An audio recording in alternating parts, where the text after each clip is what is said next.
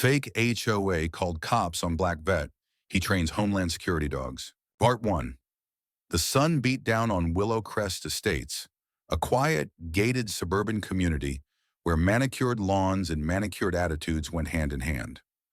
On any given morning, you'd find joggers in matching tracksuits, HOA newsletters tucked into mailboxes, and a woman named Karen Delacroix peering through her blinds with a notepad and a judgmental frown. Karen wasn't officially part of the HOA because there wasn't a real HOA anymore. It had dissolved 2 years ago, but Karen never accepted that. She had self-appointed herself as the community quality officer and had taken it upon herself to monitor every leaf, parked car, and unfamiliar face that dared disturb the tranquility of Willow Crest. So when she saw a tall, muscular black man in camo cargo pants walking with two German shepherds near the empty lot by her backyard, her alarm bells went off like sirens. She watched as he set up orange cones, gave commands like down, search, and alert, and praised the dogs with firm yet kind words. Karen didn't see a man training dogs. She saw what she wanted to see, a threat. Grabbing her phone with shaking hands and righteous indignation, she dialed 911. "Yes, I'd like to report a suspicious individual with attack dogs," she said with icy clarity. "Yes, he's black. He's acting aggressive. I'm afraid I don't know, maybe planning something." 20 minutes later, 3 squad cars rolled into the neighborhood, sirens low but lights flashing. Residents peeked through blinds and cracked open doors. The man, Derek Marsh, 42 years old, stood calmly with his arms crossed as the police approached. His two German shepherds were already in a stay command, not moving an inch. One officer placed a hand on his weapon as they got out. "Sir, we got a call about you and these dogs. Can we see some ID?" Derek nodded, slow and measured. "Sure can, but you're going to want to read it twice." He handed over a Homeland Security badge. Real, shiny, official.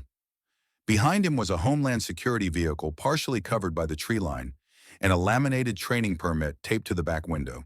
His credentials were ironclad. "I'm a contracted K9 handler," Derek said flatly. "Been training Homeland Security dogs for the past 8 years. These two? They sniff out bombs, narcotics, and weapons. They've saved lives overseas and on American soil." The officer's demeanor shifted instantly. "Sir, this looks like a huge misunderstanding." "Yeah," Derek said, eyes locked on Karen's house, where she was still peeking through the blinds. "That's one way to put it." Part 2. The next morning, the neighborhood group chat exploded. Screenshots of the police response flew through threads like wildfire. One neighbor posted, "Karen called the cops on a Homeland Security officer, WTH. Another replied, "He trains bomb-sniffing dogs, Karen. You almost caused a federal incident." But Karen didn't back down. Not at first. She marched down to the community's Facebook page, still holding her head high. Karen Delacroix, Neighborhood Watch, self-appointed. "I did what I had to do to protect our community. That man was aggressive and unpredictable. I couldn't just assume he was safe because he had dogs and a badge." The comments that followed were anything but supportive. Maya L. "You mean the decorated veteran who trains Homeland Security dogs? The one who lives 2 blocks from you?" Jacob M. "Karen, he served in Afghanistan. While you were playing HOA president, he was literally saving lives." Annika D. "You could have gotten him killed. You saw a black man and assumed danger. That's racial profiling, Karen. You don't get to wrap that in concern." The next day, someone posted a video from their Ring doorbell cam. It captured the exact moment police approached Derek, guns half drawn, as his dog sat obediently at his side. Calm, professional, silent. The video was titled, "Veteran Training Homeland Security Dogs. Karen Calls Cops Anyway." It went viral overnight. News channels picked it up. Twitter caught fire. Hashtags spread. Shush train not threat. Shagwas Karen called cops again. Black Veterans Matter talk shows debated it. Civil rights groups weighed in. Derek was contacted by a veteran advocacy organization who issued a statement of outrage. "We stand with Derek Marsh, a decorated Army veteran who served honorably and now risks his life in a new way, training dogs to keep us all safe.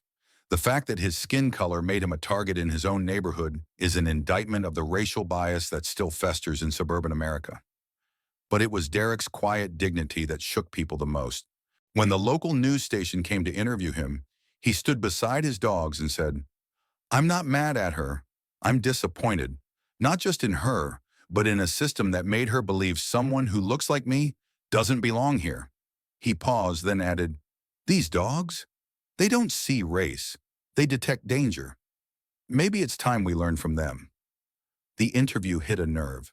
Karen was doxxed. Her old posts from community groups surfaced. Comments calling local kids too loud, reports of suspicious landscapers, complaints about unmarked cars. It became clear this wasn't her first time targeting people who didn't look like they belonged. Pressure mounted. Karen's employer, a local insurance company, released a statement distancing themselves from her actions. "We do not condone racial profiling or discriminatory behavior in any form. This individual's views do not reflect the values of our company." By Friday, Karen had been placed on indefinite leave. Part 3. Karen Delacroix didn't leave her house for 3 days. She kept the blinds drawn, the curtains closed, the TV muted. Every knock on the door made her heart race. Every new headline made her stomach twist. Her face was now the subject of memes. One in particular stung the most. It showed her pointing from her porch beneath bold red text that read, "She called 911 on a hero because he was black with a badge." The neighborhood, once her safe little kingdom of petty power, now felt like foreign land. Kids on bikes rode past her home whispering. Her phone buzzed with angry voicemails. Her niece, a college student, even posted online, "I'm ashamed to be related to someone who did this to a veteran. We were raised better than this." Karen never thought of herself as racist. That word always felt like it belonged to other people. Loud, hateful people. She thought she was just being careful. But as she sat in the silence, watching the news, rewatching the video of the dog sitting peacefully while police hovered nearby, she saw it, saw herself. Not just how she looked to others, but how she had let fear, pride, and prejudice lead her. The truth was undeniable. She had judged a man by his skin color and nearly got him killed. That following Monday, Derek was invited to speak at a community town hall. It wasn't his idea. It was the neighborhood's, organized by veterans, parents, and even teenagers who were outraged and inspired by him all at once. Karen sat in the back row of the community center, wearing no makeup, her hair pulled back, eyes raw from crying. Derek stepped onto the small stage, flanked by his 2 dogs. The room went quiet. "I was trained to detect danger," he said into the microphone. "Not just physical threats, but instincts, situations, patterns." He looked directly at Karen. "But what I wasn't prepared for was to come back from serving overseas, only to find that the uniform I once wore didn't protect me here." A murmur rippled through the crowd, but Derek wasn't angry. He wasn't raising his voice. He was calm, grounded, steady. "I don't want sympathy. I don't want revenge. I want us to do better, because I still believe in this community." He paused. "And I still believe that people can change, if they choose to." The crowd stood. Applause erupted, and not politely. It was thunderous, emotional, raw. Karen remained seated. Her hands trembled. When the meeting ended and the crowd thinned, she walked slowly, hesitantly, toward Derek. Everyone watched. "I don't expect forgiveness," she said, voice shaking. "I was wrong. I was blind and scared, but mostly ashamed of what I've become." Derek nodded, watching her with a mix of caution and curiosity. Karen's lip quivered. "I didn't see you. Not really. Not the way you deserve to be seen. I can't undo the harm, but I want to learn how to never do it again." There was a pause, a heavy one, and then Derek held out his hand. "Start by walking beside people, not ahead of them." Karen reached out and shook it. It wasn't forgiveness, not yet, but it was a first step. Weeks passed. Karen stepped down from all her self-appointed positions. Instead, she enrolled in diversity training programs at the local college. Anonymously at first, she volunteered at the animal shelter where Derek sometimes brought retired canines to play with school kids, quietly without cameras.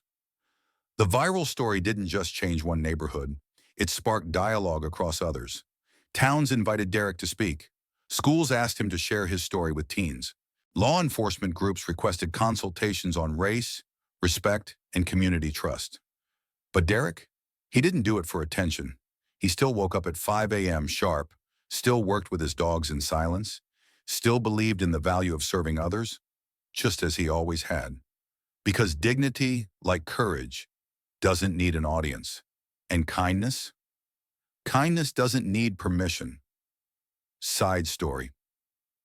2 months had passed since that unforgettable town hall meeting, and yet its echoes hadn't died down. Derek Marsh found himself on CNN's Voices of America segment, seated beside his service dogs, speaking directly to a national audience.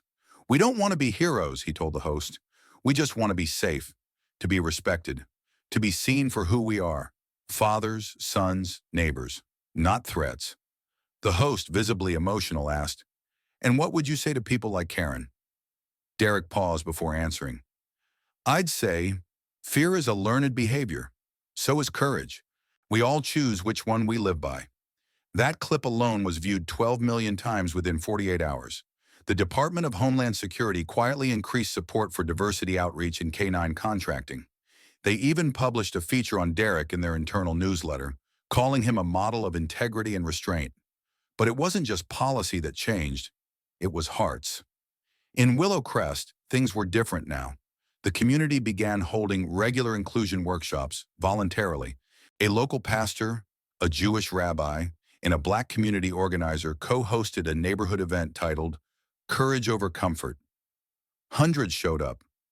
Even more watched online. And Karen? She had started journaling again, something she hadn't done in decades. But now, instead of lists of violations she imagined others committed, she wrote reflections. Some painful, some honest, some even hopeful. Here's one entry from her notebook. "I thought I was protecting something, order, safety, but what I was really protecting was my fear. It ruled me for so long I called it virtue. But now I see real safety comes from trust. Real order comes from respect. And I want to be part of rebuilding both." She never shared that journal publicly. But when a local high school invited her to sit on a panel about confronting bias, she said yes. Sitting on stage beside Derek, she introduced herself by saying, "My name is Karen Delacroix, and I'm here because I hurt someone by judging them without cause. I thought I was helping. I wasn't. I thought I was better. I wasn't. But I'm here now, learning, listening, changing." The auditorium gave her polite applause. But when she looked over and saw Derek smile, just a small, knowing smile, she smiled back. It wasn't forgiveness, but it was growth. Months turned into a year. Derek continued his work. His dogs continued saving lives, sometimes in airports, sometimes on foreign soil. One of the dogs he trained, Saber, detected a hidden explosive at a transportation hub in D.C., preventing a potential disaster. News outlets once again brought up Derek's story, reminding America how close it came to losing him. Not in war, but on a quiet suburban street. Karen eventually returned to work, this time not in insurance, but as a volunteer coordinator for a local nonprofit supporting veterans with PTSD and service dogs. She no longer needed power to feel worthy. She had found purpose. The story of a woman who misjudged a man and a man who chose dignity over rage became a powerful lesson in communities across the country. Not because it was perfect, but because it was real. Sometimes justice isn't loud. Sometimes redemption begins with a handshake. And sometimes the hero you feared is the one teaching you how to be brave. The end.